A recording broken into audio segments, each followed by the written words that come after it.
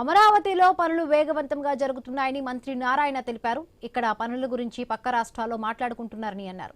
అమరావతిపై కొందరు రాజకీయ కుట్రలు చేస్తున్నారని ఆరోపించారు. 98% మంది రైతులకు ఫ్లాట్స్ కేటాయించామని, 674 మందికి ఫ్లాట్స్ ఇవ్వాల్సి ఉందని స్పష్టం చేశారు.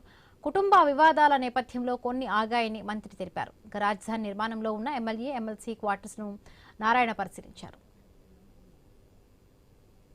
వాళ్ళు ఊరికి ఏదో ఒక ప్లాట్ చూపించడం, అది ఈయనకిచ్చారు, ఇంకో ప్లాట్ ఈయనకిచ్చారు అంటే ప్రతి ప్లాట్ ఎవరెవరికి వస్తుంది. రాజకీయ దురుద్దేశంతో మాట్లాడటం అది కరెక్ట్ కాదండి. చాలా పర్ఫెక్ట్గా నిష్పక్షపాతంగా సాఫ్ట్వేర్ డెవలప్ చేసి అలాట్ చేసింది. అయితే చివరికి వచ్చేటప్పటికి అంటే దాదాపు అందరికీ అయిపోయింది.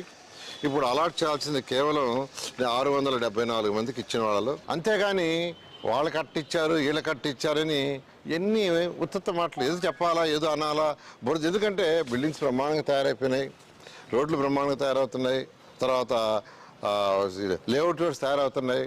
ఖచ్చితంగా ఇవన్నీ 2026 ఎండింగ్కి అంటే ఈ సంవత్సరం ఎండింగ్కి ట్రంక్ రోడ్స్ 350 కిలోమీటర్లు అయిపోతుంది. అంటే వాళ్ళు ఎక్స్పెక్ట్ చేయాల. ఈ ప్రభుత్వం, గత ప్రభుత్వం ఏంటంటే మొత్తం అప్పులు చేసిపోయింది, ఇంకా అమరావతికి డబ్బులు ముట్టవు, అమరావతి కట్టలేరు అనే ఒక దురుద్దేశంతో ఉన్నారు.